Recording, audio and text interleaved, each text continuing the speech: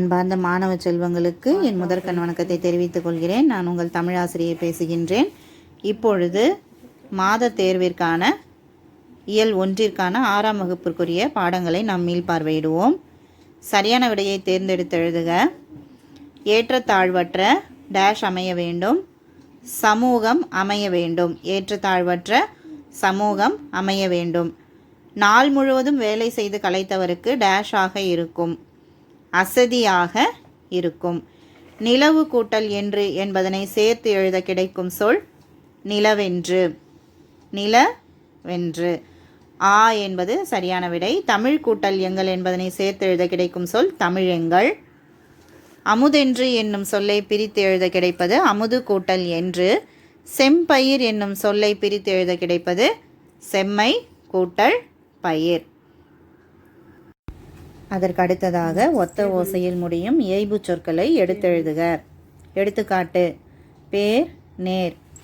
விடை: பேர் நேர், பேர் நீர், பேர் ஊர், பால் வேல், வான் தேன், தோல் வால், அமுதென்று நிலவென்று, உயிருக்கு விளைவுக்கு, இளமைக்கு புலவர்க்கு, தமிழுக்கு வாழ்வுக்கு, உயர்வுக்கு அசதிக்கு, அறிவுக்கு கவிதைக்கு.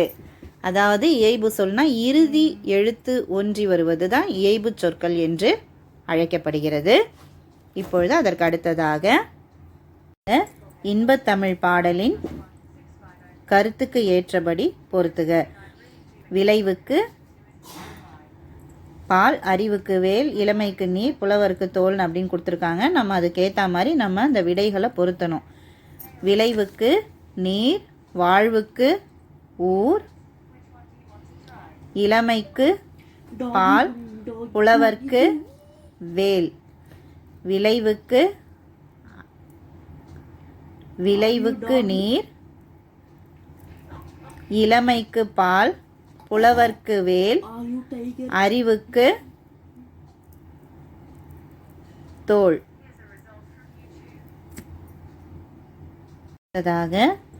நாம் தாய்மொழியில் படித்தால் மேன்மை அடையலாம். தகவல் தொடர்பு முன்னேற்றத்தால் வானம் சுருங்கிவிட்டது. செந்தமிழ் என்னும் சொற்களை பிரித்தெழுத கிடைப்பது செம்மை கூட்டல் தமிழ். அதற்கு அடுத்ததாக பொய் அகற்றும் என்ற சொல்லை பிரித்தெழுத கிடைப்பது பொய் கூட்டல் அகற்றும். பாட்டு கூட்டல் இருக்கும் என்பதை சேர்த்தெழுத கிடைக்கும் சொல் பாட்டிருக்கும். எட்டு கூட்டல் திசை என்பதனை பிரித்தெழுத கிடைக்கும் சொல் எட்டு திசை. தொன்மை என்னும் சொல்லின் பொருள் பழமை. இடப்புறம் என்ற சொல்லை பிரிக்க கிடைக்கும் சொல் இடது கூட்டல் புறம். சீரிளமை என்ற சொல்லை பிரித்து எழுத கிடைக்கும் சொல் சீர்மை கூட்டல் இளமை. சிலம்பு கூட்டல் அதிகாரம் என்பதை சேர்த்து எழுத கிடைக்கும் சொல் சிலப்பதிகாரம். கணினி கூட்டல் தமிழ் என்பதனை சேர்த்து எழுத கிடைக்கும் சொல் கணினி தமிழ். தமிழ்மொழி போல் இனிதாவது எங்கும் காணோம் என்று பாடியவர் பாரதியார். மா என்னும் சொல்லின் பொருள் விலங்கு. அதற்கு அடுத்ததாக நயம் உணர்ந்து எழுதுக. பாடலடிகளில் முதல் எழுத்து ஒன்று போல் வரும் மோனை சொற்களை எடுத்து எழுதுக.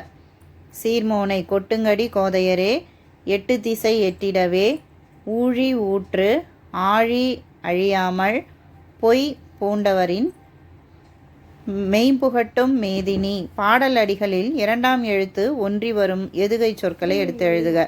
அடி எதுகை, சீரெதுகை. கொட்டுங்கடி எட்டு, ஊழி ஆழி, பொய் மெய், எட்டுங்கடி எட்டிடவே, ஆழி அழியாமலே. பாடல் அடிகளில் இறுதி எழுத்து ஒன்று போல் வரும் இயைபு சொற்கள். கொட்டுங்கடி கொட்டுங்கடி, கொண்டதுவாம் நின்றதுவாம், பாட்டிருக்கும் காட்டிருக்கும். நிரப்புக. நாம் சிந்திக்கவும் சிந்தித்ததை வெளிப்படுத்தவும் உதவுவது மொழி.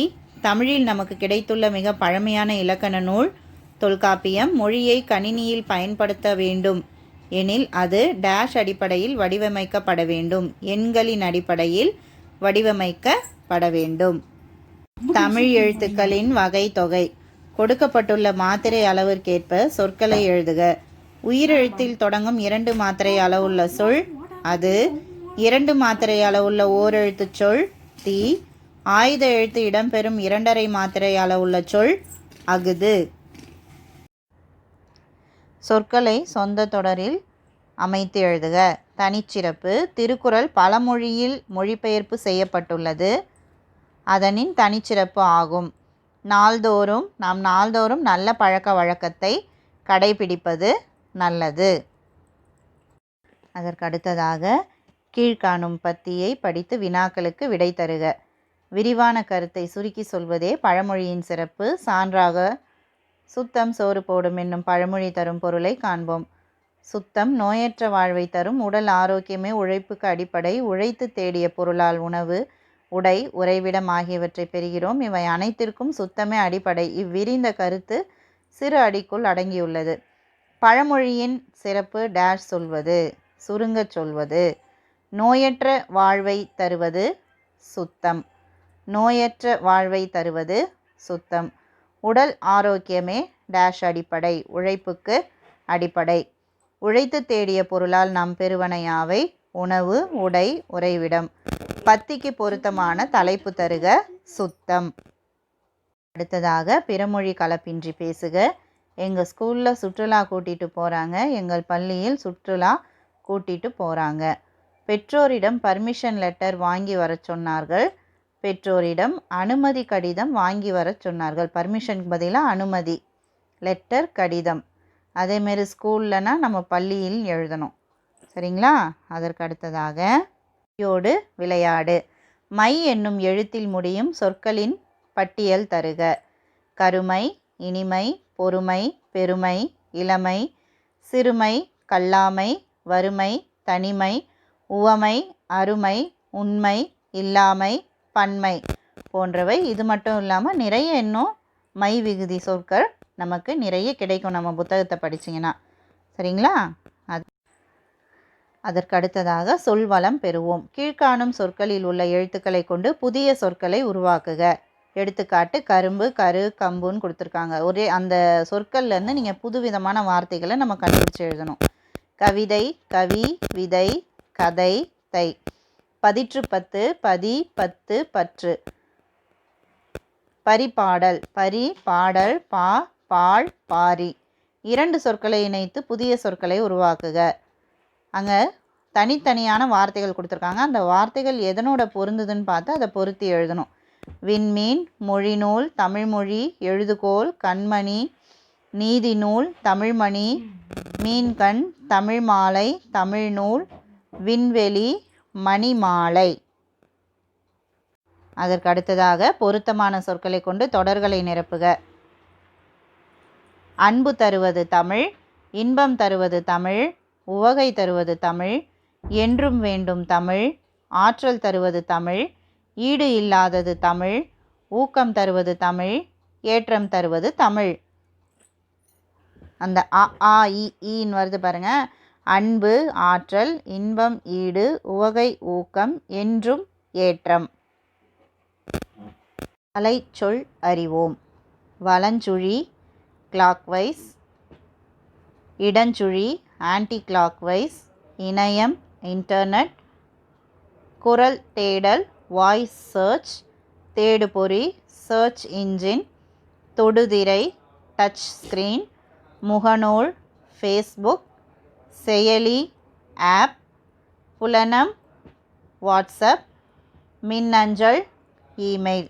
இந்த இயல் 1 நாம் படித்தறிந்த பாடப்பகுதிகளை நன்றாக கூர்ந்து கவனித்து இந்த பயிற்சி வினாக்களை படிக்குமாறு கேட்டுக்கொள்கிறேன் மாணவர்களே.